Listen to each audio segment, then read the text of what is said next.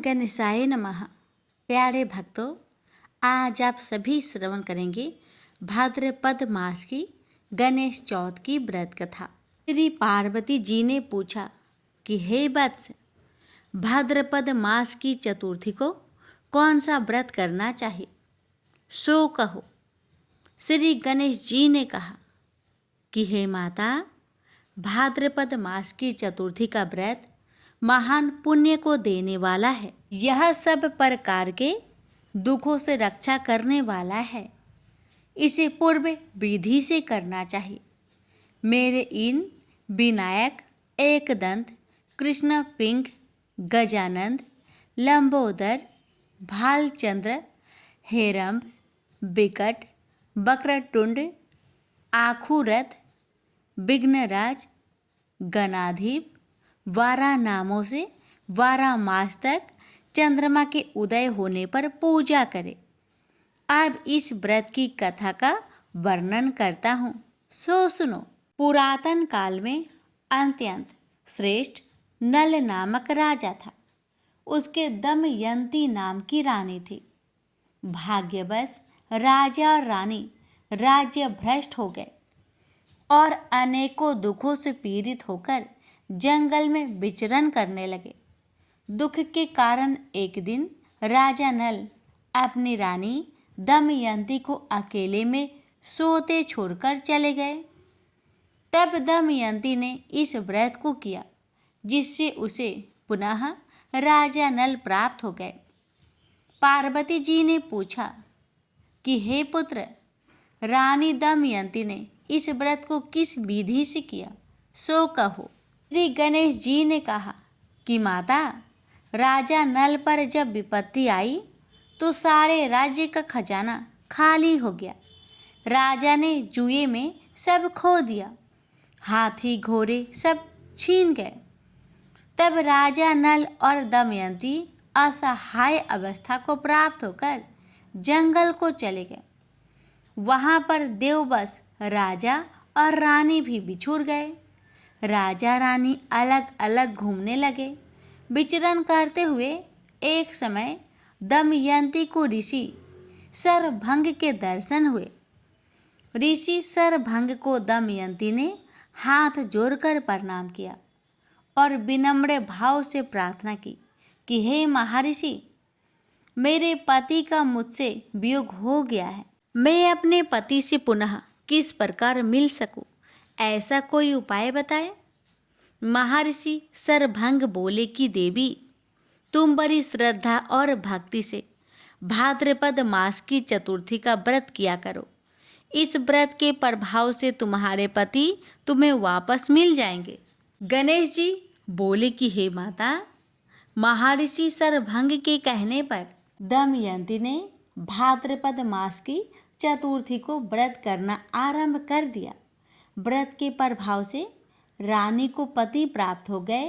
फिर राजा नल और उनकी रानी दमयंती पुनः अपना राज्य प्राप्त कर सुखपूर्वक रहने लगे। श्री कृष्ण जी ने कहा कि धर्मराज, तुम भी यह व्रत करके गणेश जी की कृपा से अपना राज्य प्राप्त कर सुखपूर्वक रहो।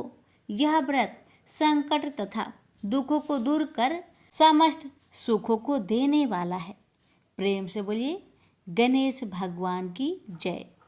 पौराणिक कथा के अनुसार एक बार नारद जी सत्यलोक में गए थे। वहां उन्होंने ब्रह्मा जी से पूछा कि प्रभु, सबसे सरल उपासना किस देवता की है। ब्रह्मा जी बोले, देव से ऐसा ही प्रश्न एक बार पार्वती ने भगवान शंकर से किया था। तब शिव जी बोले कि श्री गणेश जी की उपासना ही सर्व सुलभ है और समस्त अभिष्टों को देने वाली है। पार्वती इतने उत्तर से संतुष्ट नहीं हुई, इसलिए उन्होंने पूछा कि यह उपासना करके किस किस को सहज में ही अभिष्ट सिद्धि हो गई, सो बताए प्रभु। शिव जी बोले कि हे प्रिय, द्वापर युग में सुदामा नामक एक अति दरिद्र, सदाचारी एवं विद्वान ब्राह्मण था। वह आर्थिक संकट से बहुत ही दुखी रहता था। एक दिन उसकी पत्नी ने उससे निवेदन किया कि प्राणनाथ, आप व्यर्थ ही इतना कष्ट क्यों उठा रहे हो? भगवान त्रिलोकीनाथ आपके बाल सखा है, आप उनके पास जाइए, आपकी दरिद्रता अवश्य ही दूर कर देंगे, मुझे ऐसा विश्वास है। यद्यपि सुदामा अपने मित्र से कुछ मांगना नहीं चाहता था, तथापि उसे पत्नी की अत्यधिक आग्रह के कारण जाना ही पड़ा। पत्नी ने थोड़े से टंडूल मैले चिथड़े में बांधकर उपहार के स्वरूप में दे दिए। बेचारा सुदामा मार्ग पार करते हुए किसी प्रकार द्वारिकापुरी पहुंचा, किंतु राजभवन के द्वारपालों ने उसे भीतर नहीं जाने दिया। सुदामा ने अपनी मित्रता की बात बताई तो वह हंसने लगे, किंतु बहुत आग्रह करने पर उन्हें दया आ गई। एक द्वारपाल ने द्वारिकाधीश से जाकर कहा, प्रभु, कोई सुदामा नाम का दरिद्र ब्राह्मण द्वार पर खड़ा है, जो कि वह स्वयं अपने आप को आपका बाल सखा बताता है और आपसे मिलना चाहता है। सुदामा का नाम सुनते ही भगवान दौड़े आए और सुदामा से गले मिलकर उसे भीतर ले गए। सभी आबाक देखते रह गए। राजभवन में सुदामा का बड़ा भव्य स्वागत हुआ। दोनों मित्र बड़े प्रेम से पुरानी बातें कर रहे थे।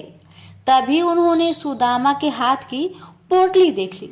सुदामा उसे छिपाने लगा तो भगवान ने उसे झटपट खोला और कुछ चावल खाकर बोले कि यह तो बड़े स्वादिष्ट मित्र, ऐसे अमृतम पदार्थ को मुझसे छिपाते हो? शायद भाभी ने भेजे हैं, लगता है अब भी तुम्हारी आदत गई नहीं है। फिर दोनों ओर से कुशल प्रश्न हुआ। सुदामा ने सर्व कुशल बताते हुए अपनी दरिद्रता की बात कही, जिसे सुनकर श्री कृष्ण ने पूछा कि मित्र, तुम गणेश्वर की पूजा करते हो क्या? यदि उन प्रभु को प्रसन्न कर लो तो सभी कामनाएं पूर्ण हो जाएगी। सुदामा ने पूछा कि यह गणेश्वर कौन है, इनकी पूजा का विधान क्या है? तब भगवान बोले कि गणेश्वर उन परम ब्रह्मा परमात्मा का ही नाम है, जो अनादि अनंत सर्वस्वर एवं परम पूजनीय है। ब्रह्मा विष्णु और शिव भी उन्हीं के अनुशासन पर रहकर सृष्टि की रचना, पालन और लय करते हैं। वे ही प्रभु एकमात्र उपासनीय एवं सर्व कामदाता है। समस्त देवता, ऋषि मुनि एवं वेदज्ञ ब्राह्मण उन्हीं गणेश जी की उपासना में सदैव लगे रहते हैं। तुम भी उन्हीं का पूजन और व्रत करो। सुदामा ने पूछा कि गणेश जी का व्रत कब करना चाहिए, उनके ध्यान, पूजन, वृंदांत को कैसे किया जाता है, ये भी कहिए। कृष्ण बोले कि हे सखा, तुम इनका व्रत किसी भी मास की चतुर्थी में कर सकते हो, अथवा बैसाखी पूर्णिमा, कार्तिकी पूर्णिमा या अन्य किसी पुण्य अवसर पर करो। यदि मंगल, शुक्र या रविवार के दिन करो तो भी शुभ है। प्रातःकाल स्नान आदि से निवृत्त होकर व्रत का संकल्प लेना चाहिए। फिर तिल और आंवले के चूर्ण का उपटन लगाकर पुनः स्नान करें। एक स्नान प्रदोष काल में और भी कर ले तो अति उत्तम माना जाता है। स्नान के पश्चात स्वास्तिक वाचन, पुण्य वाचन एवं नवग्रहों का पूजन करें। धरती को गोबर से लिपकर चौक पूरे और चौकी रखकर उस पर कलश स्थापना करें। फिर गणेश जी की धातु की या मिट्टी की मूर्ति स्थापित कर षोडशोपचार से पूजन करें। नैवेद्य में उत्तम घृत आदि के साथ निर्मित मोदक रखें। यदि यह संभव ना हो तो समस्त उपचार मानसिक भी हो सकते हैं। हे मित्र, भावना सर्वोपरि है, इसलिए पूजन में भक्ति भाव भी विशेष फलदायक होता है। यदि श्रद्धा हो तो पूजन कार्य संपन्न होने पर ब्राह्मणों को भोजन कराए और यथाशक्ति दक्षिणा दे।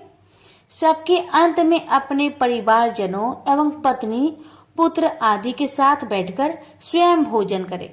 यह व्रत का विधान तुम्हें मैंने बता दिया है। मामा ने पूछा कि इस व्रत को पहले किसने किया था? तब श्री कृष्ण ने इसके उत्तर में कहा कि एक बार प्रलय के पश्चात सृष्टि की उत्पत्ति होनी थी, परंतु ब्रह्मा जी को अनेक विघ्नों का सामना करना पड़ा। तब ब्रह्मा जी ने गणपति का ही पूजन किया और उनसे शक्ति प्राप्त करके सृष्टि रचना का कार्य संपन्न किया। हे सखा, मुझे भी दुष्ट दलन करके धर्म संस्थापनार्थ अवतार लेने की शक्ति उन्हीं गणाधीश्वर से प्राप्त हुई है। मैं तो प्रति शुक्रवार में गणेश जी का व्रत किया करता हूँ।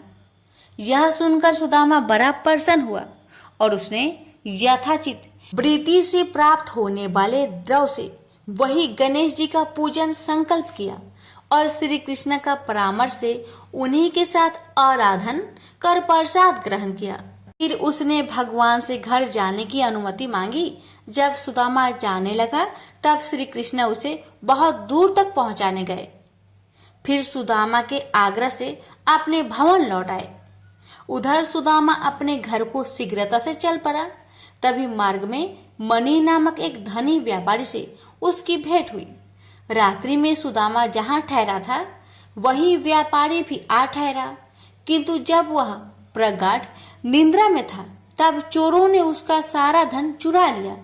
जब उसकी आँख खुली तब उसने संकल्प किया कि यदि गया हुआ धन मिल जाए तो उसका आधा भाग ब्राह्मण को दान कर देगा। उसने ऐसा निश्चय किया ही था कि उसे एक संदूक कुछ ही दूर पर पड़ा दिखाई दिया। दौड़कर उसने संदूक उठाया तो उसे रत्न आदि से भरा पाया। उसने प्रसन्न होकर संदूक का आधा धन सुदामा को दान कर दिया। सुदामा को बड़ी प्रसन्नता हुई और उसने उस धनिक के साथ गणाध्यक्ष का वही पूजन किया। संध्या काल में जब पूजन कार्य संपन्न हो गया तब सुदामा को भगवान गणेश्वर के साक्षात दर्शन हुए। सुदामा ने भक्ति पूर्वक उनके चरण पकड़ लिए और स्तवन करने लगा। उसने प्रभु से निवेदन किया कि हे दयानिधे, हे सत्य स्वरूप परात्पर ब्रह्मा, आप परम दयालु और भक्त वत्सल है।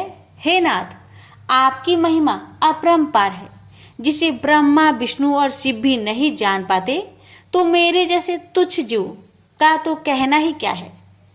हे प्रभु, आप सर्वशक्तिमान की स्तुति के लिए सार्थक शब्दों का भी तो मुझे ज्ञान नहीं है। हे दीनबंधु, मुझ पर दया कीजिए। आपको बारंबार नमस्कार है, नमस्कार है। गणेश जी ने प्रसन्न होकर सुदामा के मस्तक पर अपना वरद हस्त फेरते हुए कहा कि हे वृषश्रेष्ठ, वर मांगो, मैं तुम पर बहुत प्रसन्न हूं। सुदामा ने हाथ जोड़कर कहा, करुणा सिंधु, जब आप सर्व ऐश्वर्यमय की मुझ पर पूर्ण कृपा है तो फिर क्या मांगू। हे नाथ, यदि आप प्रसन्न है तो मुझे अपनी अनन्य भक्ति प्रदान करें। बस यही मेरे लिए अत्यंत श्रेष्ठ वर होगा। गणेश्वर एवं मस्तु कहकर तर ध्यान हो गए। उस समय वह धनिक भी वहां उपस्थित था। उसने सुदामा से गणेश जी के पूजन और महात्म्य संबंधी कुछ बातें पूछी और फिर उसने स्वयं भी श्री गजानन का व्रत करने का संकल्प किया। सुदामा पर भगवान गणाध्यक्ष की बड़ी महती कृपा हुई। मामा वहां से चलकर अपने घर पहुंचा तो यह देखकर अत्यंत विस्मय करने लगा, वहां कहीं भी उसकी पर्ण कोटि नहीं है। वरण एवं वैभवशाली भवन खड़ा है जो वहां कभी नहीं था। सुदामा सोचने लगा कि यह क्या हुआ, क्या किसी ने मेरी कुटी तुड़वाकर अपना महल बनवा लिया है, और यदि ऐसा है तो मेरी पत्नी कहाँ गई। सुदामा इस प्रकार चिंता में पड़ा था। तभी उसकी पत्नी ने भवन के भीतर से उसे देख लिया और सेवकों को उसे बुला लाने की आज्ञा दी। जब सुदामा भीतर गया तो उसकी पत्नी ने कहा कि हे नाथ, रात में मैं अपनी पूर्ण कोटि में सोई हुई थी और प्रातः आँख खोलने पर अपने को इस राजसी भवन में पाया। मुझे आश्चर्य है कि यह सब क्या हो गया। इतने दास दासी भी न जाने कहां से आ गए हैं। तब सुदामा ने भगवान गणेश जी के प्रसन्न होने का समस्त वृत्तांत अधोपांत सुना दिया। फिर तो वे प्रतिमासी गणेश जी का पूजन करने लगे तथा यह सर्व सुख भोगकर अंत में गणेश लोक को प्राप्त हुए। प्रेम से बोलिए गजानंद भगवान की जय। प्राचीन काल की बात है कि कैलाश शिखर पर अनेक देव, दिव्य ऋषिगण, सिद्ध गण आदि के साथ ब्रह्मा जी भी एक उच्च आसन पर विराजमान थे। वहीं पर एक अन्य आसन पर भगवान शंकर भी जगत जननी उमा सहित शोभ्यमान थे। उनके निकट ही गणपति और कुमार कार्तिकेय दोनों ही अन्य बालकों के साथ कीड़ा में मग्न थे। शिव जी के हाथ में एक दिव्य फल था। वे सोच रहे थे कि इसे किसे दिया जाए। पार्वती जी से पूछा तो वे कभी कहती कि गणेश को दे दीजिए और कभी कहती कुमार को देना उचित होगा। जब वे कुछ निश्चयात्मक उत्तर ना दे पाई तो शिव जी ने उसे बाद में विचार करने के उद्देश्य से अपने पास रख लिया। अब दोनों बालक गणेश और कुमार उस फल की मांग करने लगे। जब उनका अधिक आग्रह बढ़ा तब शिव जी ने ब्रह्मा जी से पूछा, ब्राह्मण, यह अपूर्व फल देवर्षि नारद जी दे गए थे, इसे यह दोनों बालक मांग रहे हैं। फल एक ही है और आधा फल कोई लेना नहीं चाहता। ऐसी स्थिति में आप ही निर्णय कीजिए कि यह इनमें से किसे दिया जाए। ब्रह्मा जी विचार कर बोले, यदि फल एक ही है तो नियम अनुसार किसी भी वस्तु पर छोटे बालक का अधिकार पहले होता है। ब्रह्मा जी की बात सुनकर शिव जी ने वह फल कुमार को दे दिया। यह देखकर गणपति रुष्ट हो गए। विशेषकर उनका क्रोध चतुरानन पर ही था कि उन्होंने ऐसी व्यवस्था क्यों दे डाली। सभा समाप्त हुई। सभी देवता आदि उठ उठकर अपने अपने स्थान को चले गए। ब्रह्मा जी भी अपने लोक में जा पहुंचे। वहां उन्हें सृष्टि का आरंभ करना था, किंतु जैसे ही वे सर्ग रचना में लगे वैसे ही गणेश्वर ने विघ्न उपस्थित कर दिया। उस समय उन्होंने प्रकट होकर अपना अत्यंत उग्र रूप दिखाया। उनके उस रूप को देखकर ब्रह्मा जी डर के कारण कांपने लगे। चंद्रमा ने देखा कि गणपति का उग्र रूप को देखकर ब्रह्मा जी भय से कांप रहे हैं तो उसे हंसी आ गई। उसके साथ ही चंद्रमा के जो गण उस दृश्य को देख रहे थे वे भी हंस पड़े। यह देखकर भगवान गजानन को क्रोध आ गया और वे चंद्रमा को श्राप देते हुए बोले, मयंक, उन्हें इस समय मेरी हंसी उड़ाकर जो अभद्रता प्रदर्शित की है उसका फल तुझे मिलना ही चाहिए। जा तू किसी के भी देखने योग्य नहीं रहेगा। यदि कोई भूल से भी देख भी लेगा तो अवश्य ही पाप का भागी होगा। इतना कहकर गजमुख अंतर्ध्यान हो गए। उनका श्राप प्राप्त होते ही चंद्रमा श्रीहीन हो गया। उसके तेज में अत्यंत न्यूनता आ गई। इससे वह बहुत व्याकुल हुआ और खिन्नता पूर्वक पश्चाताप करने लगा। देखा मैं कैसी मूर्खता कर बैठा। उन जगदीश्वर के साथ वे प्रभु तो अनिमादि गुणों से संपन्न, संसार के कारण के भी कारण एवं महाप्रभु है। उनके रुष्ट होने से मैं अदर्शनीय एवं कालाहीन हो गया हूँ। अब इससे छुटकारा पाने के लिए क्या करूं? जब चंद्रमा की समझ में कोई उपाय नहीं आया तो वह तुरंत ही देवराज इंद्र के पास गया, परंतु इंद्र आदि देवता भी उसे नहीं देखना चाहते थे। उन सभी ने अपनी अपनी आंखें झुका ली। तब इंद्र ने भी उसकी ओर न देखते हुए पूछा, अरे चंद्रमा, तुम्हारी यह दशा कैसे हुई? क्या गजकर्ण के श्राप का ही प्रभाव है? यह सब बात स्पष्ट कहो। चंद्रमा बोला, देवराज, आपसे क्या छिपा है? सब कुछ जानते हुए भी अनजान बनकर क्यों पूछ रहे हैं? हे सहस्त्राक्ष, अब शीघ्र ही मेरे श्राप मुक्त होने का यत्न करो, अन्यथा समस्त संसार ही मेरे श्रापित होने से अशुभ फल भोगेगा। इंद्र ने सत्वाना दी और बोले, चलो ब्रह्मा जी से ही इसका उपाय पूछे। क्योंकि उनके समान ज्ञानी और सर्व लोकोपकारी अन्य कोई भी नहीं है। सब देवता उसके साथ ब्रह्मलोक पहुंचे। आगे आगे चंद्रमा और पीछे पीछे इंद्र के नेतृत्व में सब देवगण। ब्रह्मा जी ने जब यह जाना कि चंद्रमा आ रहा है तो पाप लगने के भय से उन्होंने भी दृष्टि नीचे कर ली और बोले, कहो सुदासु, यहाँ किस अभिप्राय से आना हुआ? अरे तुम्हारे पीछे तो देवराज इंद्र और समस्त सुरगण ही आ चले हैं। ब्रह्मा जी के प्रश्न का उत्तर सुरपति ने ही दिया। वे बोले, ब्राह्मण, भगवान गणेश्वर आप पर कुपित हुए थे और श्राप दे बैठे चंद्रमा को, इसलिए अब आप ही इसे छुड़ाने का कुछ उपाय कीजिए। हम सभी देवता इसी प्रयोजन से आपकी सेवा में उपस्थित हुए हैं।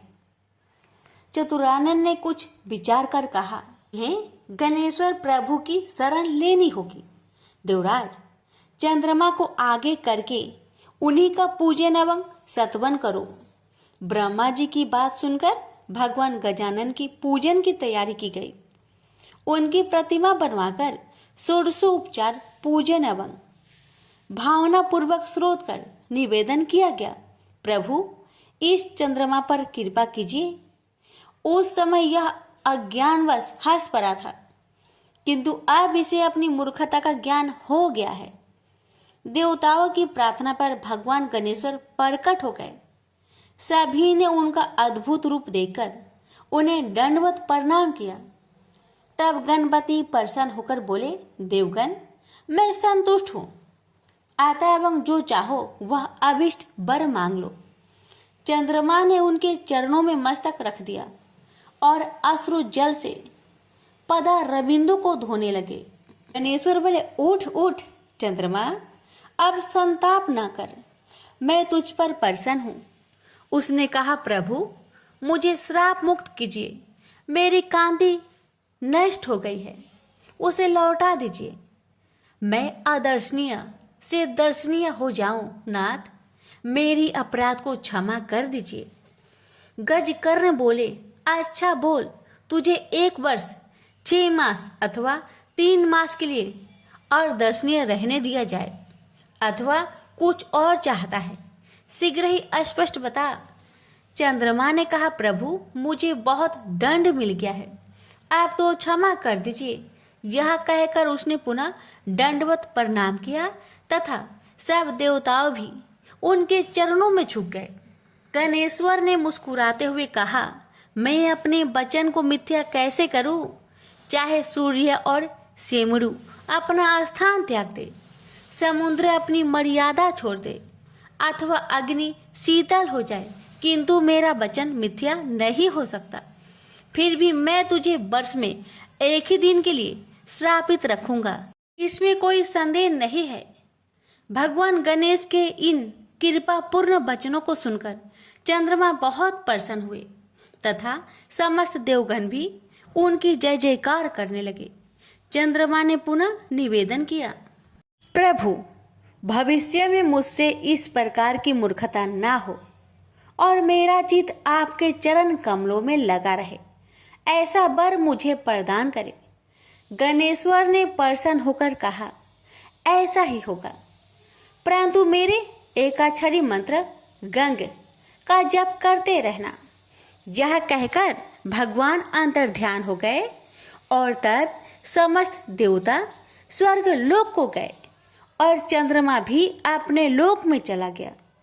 चंद्रमा ने 12 वर्ष तक तपस्या चाड़े की और गणेश्वर की एकाक्षरी मंत्र का निरंतर जप करता रहा। पवित्र नदी गंगा के तट पर भक्ति पूर्वक एकाग्र मन से उसका यह तप चलता रहा। तभी सहसा एक दिन वह परम प्रभु चंद्रमा के समक्ष प्रकट हो गए। इस समय उनकी रूप छटा देखकर निशापति अवाक रह गया। उसके चित्त में आश्चर्य मिश्रित भय व्याप्त हो गया, किंतु शीघ्र ही उसे निश्चय हो गया कि वह साक्षात आदिदेव भगवान गजानन ही है। तो वह हाथ जोड़कर प्रणाम करता हुआ उनकी स्तुति करने लगा। मैं उन 2 दांतों से युक्त परमेश्वर को नमस्कार करता हूँ, जो अपने भक्तों के सभी विघ्नों का हरण करते तथा सभी के धर्म, अर्थ और काम को प्रशस्त करते हैं। उन विघ्न विनाशक परमात्मा गजानन को नमस्कार है। हे प्रभु, मैंने अज्ञानता बस जो अपराध किया था उसे क्षमा करके मुझे मेरा पूर्व रूप प्रदान कीजिए। हे नाथ, आप ही मुझे मेरा यह रूप प्रदान कर सकते हैं। हे दया निधान, आप सभी देवताओं के आधीश्वर, नित्य बोध स्वरूप एवं सत्य हैं। समस्त वेद आपके ही स्वरूप है तथा आपके द्वारा ही उनका प्रतिपादन हुआ है। हे देव, यह जगत आपका ही स्वरूप है तथा आप ही साक्षात परम ब्रह्मा है। हे कृपा निधान, विश्व की उत्पत्ति, पालन और प्रलय के भी आप ही एकमात्र कारण है। आपका तिरस्कार कोई नहीं कर सकता। भगवान गजकर्ण ने चंद्रमा की ओर कृपा पूर्ण दृष्टि से देखा और मधुर मुस्कान बिखेरते हुए बोले, चंद्रमा, यह तो मैं पहले ही कह चुका था कि तुम प्रत्येक वर्ष केवल एक दिन के लिए ही अदर्शनीय रहोगे। उस दिन तुम्हें जो कोई भी जाने अनजाने देख लेगा वही बस अभिशाप का भागी बनेगा। इस प्रकार तुम्हारी निष्ठेषविता को ऐसे ही लोग बांट लेंगे। कृष्णा पक्ष की चतुर्थी में जो व्रत किया जाए उसमें तुम्हारा उदय पर व्रत करने वाले लोग यदि मेरी और तुम्हारी यत्न पूर्वक पूजा करेंगे तो ही उस व्रत का फल प्राप्त होगा। उस दिन तुम्हारा दर्शन अवश्य करना चाहिए, अन्यथा व्रत का फल नहीं होगा। चंद्रदेव, तुम अब भविष्य में अपने एक अंश से मेरी मस्तक में विराजमान हो जाओ। इससे मुझे तो प्रसन्नता होगी ही, तुम्हारी भी शोभा होगी। प्रत्येक मास के शुक्ला पक्ष की तृतीया में तुम्हारा दर्शन का बड़ा महत्व रहेगा तथा उस दिन अधिकांश स्त्री पुरुष तुम्हारे दर्शन का पुण्य लाभ प्राप्त करते हुए तुम्हें नमस्कार क्या करेंगे। मैं वर देता हूँ कि अब तुम पूर्वतः तेजस्वी, सुंदर एवं वंदनीय हो जाओ। शौनक इस प्रकार वर देकर भगवान गजानन अंतर ध्यान हो गए। प्रेम से बोलिए गणेश भगवान की जय। पौराणिक कथा के अनुसार एक समय की बात है कि भगवान विष्णु का विवाह माता लक्ष्मी जी के साथ निश्चित हुआ। विवाह की सभी तैयारी होने लगी। सभी देवी देवताओं को निमंत्रण भेजे गए, लेकिन भूलवश गणेश जी को निमंत्रण देना रह गया था। इधर भगवान विष्णु की बारात जाने का समय आ चुका था। सभी देवता अपनी पत्नियों के साथ विवाह समारोह में शामिल होने को आए, परंतु सभी देवी देवताओं ने देखा कि गणेश जी कहीं दिखाई नहीं दे रहे हैं। तब उन सभी ने आपस में चर्चा की, क्या गणेश जी को नहीं न्योता दिया गया या गणेश जी ही नहीं आए हैं। सभी को इस बात पर बहुत आश्चर्य हुआ। इस बात पर उन सभी ने विष्णु भगवान से ही इसका कारण पूछा।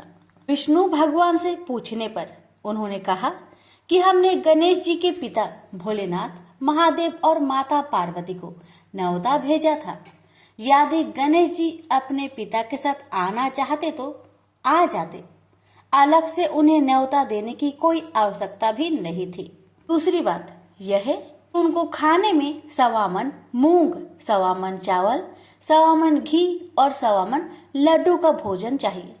यदि गणेश जी नहीं आएंगे तो कोई बात नहीं, दूसरे के घर जाकर इतना सारा खाना पीना अच्छा भी नहीं लगता। इतना वार्ता कर ही रहे थे कि किसी एक ने सुझाव दिया, यदि गणेश जी आते तो उनको द्वारपाल बनाकर बैठा सकते थे कि आप घर की याद रखना। आप तो चूहे पर बैठकर धीरे धीरे चलोगे तो बारात में बहुत पीछे रह जाओगे। यह सुझाव सबको पसंद आ गया, तो फिर विष्णु भगवान ने भी अपनी सहमति दे दी। तब गणेश जी को निमंत्रण देकर आमंत्रित किया और उनको समझा बुझाकर घर की रखवाली करने को बैठा दिया गया। बारात चल दी। तब नारद जी ने देखा कि गणेश जी तो दरवाजे पर ही बैठे हुए हैं, तो वे गणेश जी के पास गए और रुकने का कारण पूछा। गणेश जी कहने लगे कि विष्णु भगवान ने मेरा बहुत अपमान किया है। नारद जी ने कहा कि आप अपनी मूषक सेना आगे भेज दो तो वह रास्ता खोद देगी, जिससे उनके वाहन धरती में धंस जाएंगे। तब आपको सम्मान पूर्वक बुलाना पड़ेगा। अब तो गणेश जी ने अपनी मूषक सेना को आदेश दिया, जाओ, और सेना ने जमीन पोली कर दी। जब बारात वहां से निकली तो रथों के पहिए धरती में धंसने लगी। लाख कोशिश की परंतु पहिए नहीं निकले। सभी ने अपने अपने उपाय किए परंतु पहिए तो नहीं निकले, बल्कि जगह जगह से टूटने लगे। किसी को समझ में नहीं आ रहा था कि अब क्या किया जाए। तब तो नारद जी ने आकर कहा, आप लोगों ने गणेश जी का अपमान किया, जिस कारण यह विघ्न आ रहे हैं। यदि उन्हें मनाकर लाया जाए तो आपका कार्य सिद्ध हो सकता है और यह संकट टल सकता है।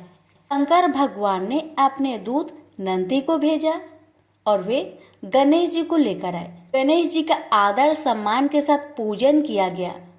फिर रथ के पहिए निकलने लगे और यह संकट टल गया। अब रथ के पहिए निकल तो गए परंतु वे टूट फूट गए थे, तो उन्हें सुधारे कौन। पास के खेत में एक खाती काम कर रहा था। उसे बुलाया गया। खाती अपना कार्य करने से पहले श्री गणेशाय नमः कहकर गणेश जी की वंदना मन ही मन करने लगा। देखते ही देखते खाती ने सभी पहियों को ठीक कर दिया।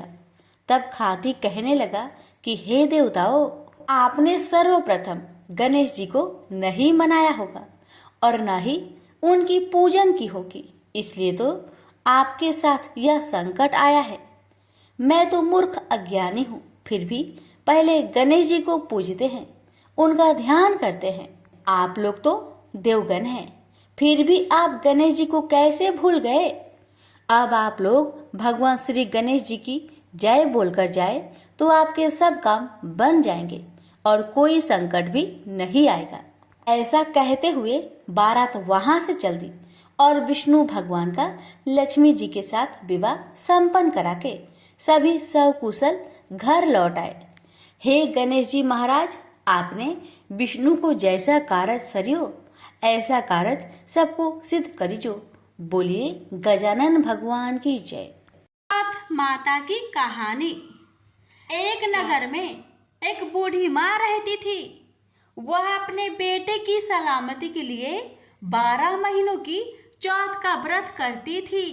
हर चौथ को पानसाड़ी से थोड़ा सा गुड़ और घी लाकर 4 लड्डू बनाती, एक बेटे को देती, एक से पूजा करती, एक हाथ कार के लिए निकालती और एक चांद उगने पर खुद खा लेती थी। एक बार उसका बेटा ताई से मिलने गया। ताई ने बैसाखी चौथ का व्रत रखा था। ताई से पूछा, माँ तो 12 चौथ करती है।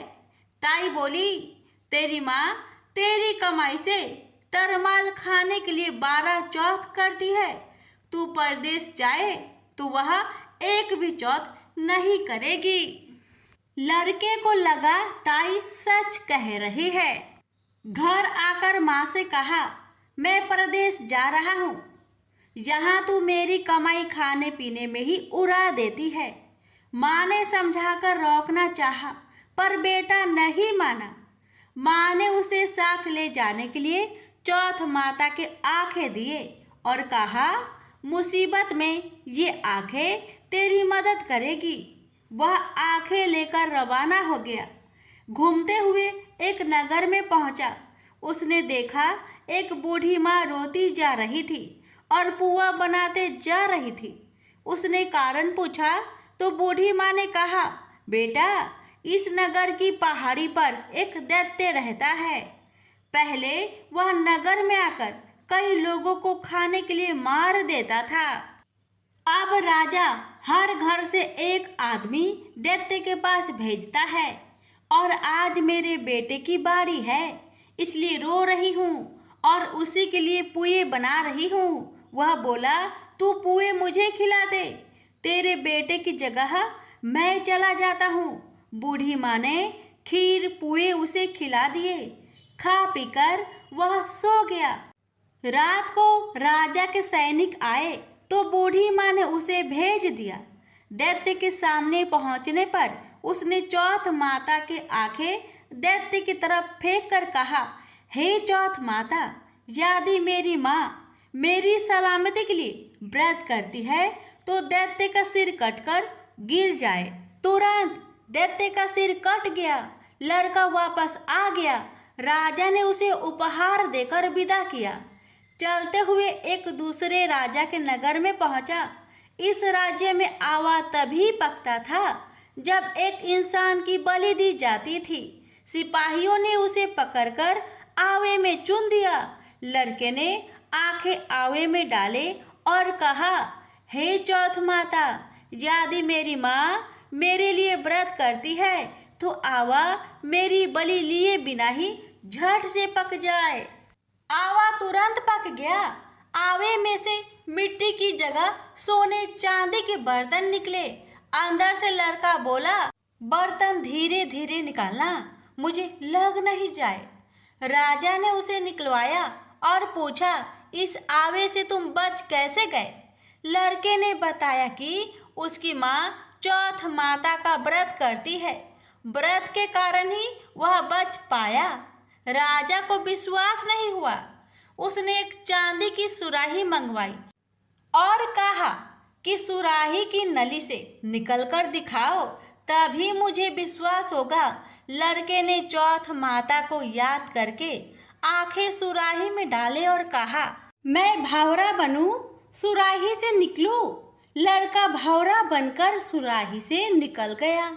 राजा ने खुश होकर राजकुमारी की शादी उसके साथ करवाई और सभी लोगों को चौथ माता का व्रत करने को कहा।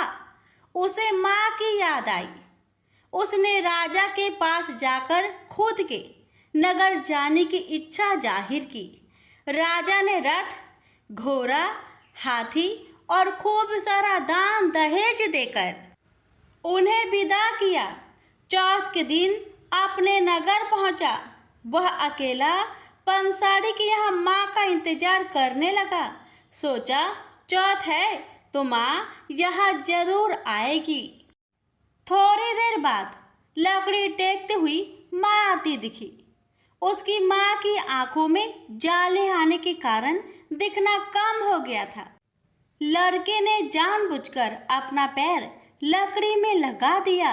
कहने लगा, बल रे पूत काती, मेरे पैर को लगा दी। माँ ने उसे नहीं पहचाना।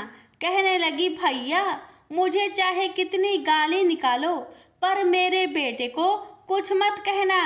बेटा माँ के चरणों में गिर पड़ा। कहा, माँ, मैं ही तेरा बेटा हूँ, मुझे माफ कर दो। माँ ने उसे गले से लगा लिया। नगर के लोगों ने विश्वास नहीं किया कि वह उसी का बेटा है। बूढ़ी माँ ने चौथ माता को याद करके कहा, हे चौथ माता, यदि मैं अपने बेटे के लिए व्रत करती हूँ तो मेरे स्तन में दूध भर जाए और उसकी धार मेरे बेटे के मुंह में गिरे। माँ के स्तन से दूध की धार निकलकर बेटे के मुंह में गिरने लगी। लोग चौथ माता की जय जयकार करने लगे। उस नगर के सभी लोग चौथ माता का व्रत करने लगे। हे चौथ माता, जैसे बूढ़ी माँ और उसके बेटे की सहायता की, वैसे हमारी भी करना। कहानी कहने, सुनने और हुक्कार भरने वाले पर कृपा करना। बोलो चौथ माता की जय हो। गणेश जी की कथा। पौराणिक कथा के अनुसार एक समय की बात है कि भगवान विष्णु का विवाह माता लक्ष्मी जी के साथ निश्चित हुआ। विवाह की सभी तैयारी होने लगी। सभी देवी देवताओं को निमंत्रण भेजे गए, लेकिन भूलवश गणेश जी को निमंत्रण देना रह गया था। इधर भगवान विष्णु की बारात जाने का समय आ चुका था। सभी देवता अपनी पत्नियों के साथ विवाह समारोह में शामिल होने को आए, परंतु सभी देवी देवताओं ने देखा कि गणेश जी कहीं दिखाई नहीं दे रहे हैं। तब उन सभी ने आपस में चर्चा की, क्या गणेश जी को नहीं न्योता दिया गया या गणेश जी ही नहीं आए हैं। सभी को इस बात पर बहुत आश्चर्य हुआ। इस बात पर उन सभी ने विष्णु भगवान से ही इसका कारण पूछा। विष्णु भगवान से पूछने पर उन्होंने कहा कि हमने गणेश जी के पिता भोलेनाथ, महादेव और माता पार्वती को न्योता भेजा था। यदि गणेश जी अपने पिता के साथ आना चाहते तो आ जाते, अलग से उन्हें न्योता देने की कोई आवश्यकता भी नहीं थी। दूसरी बात यह है, उनको खाने में 1.25 मन मूंग, 1.25 मन चावल, 1.25 मन घी और 1.25 मन लड्डू का भोजन चाहिए। यदि गणेश जी नहीं आएंगे तो कोई बात नहीं, दूसरे के घर जाकर इतना सारा खाना पीना अच्छा भी नहीं लगता। इतना वार्ता कर ही रहे थे कि किसी एक ने सुझाव दिया, यदि गणेश जी आते तो उनको द्वारपाल बनाकर बैठा सकते थे कि आप घर की याद रखना, आप तो चूहे पर बैठकर धीरे धीरे चलोगे तो बारात में बहुत पीछे रह जाओगे। यह सुझाव सबको पसंद आ गया तो फिर विष्णु भगवान ने भी अपनी सहमति दे दी। तब गणेश जी को निमंत्रण देकर आमंत्रित किया और उनको समझा बुझाकर घर की रखवाली करने को बैठा दिया गया। बारात चल दी। तब नारद जी ने देखा कि गणेश जी तो दरवाजे पर ही बैठे हुए हैं, तो वे गणेश जी के पास गए और रुकने का कारण पूछा। गणेश जी कहने लगे कि विष्णु भगवान ने मेरा बहुत अपमान किया है। नारद जी ने कहा कि आप अपनी मूषक सेना आगे भेज दो तो वह रास्ता खोद देगी, जिससे उनके वाहन धरती में धंस जाएंगे। तब आपको सम्मान पूर्वक बुलाना पड़ेगा। अब तो गणेश जी ने अपनी मूषक सेना को आदेश दिया, जाओ, और सेना ने जमीन पोली कर दी। जब बारात वहां से निकली तो रथों के पहिए धरती में धंसने लगी। आप कोशिश की परंतु पहिए नहीं निकले।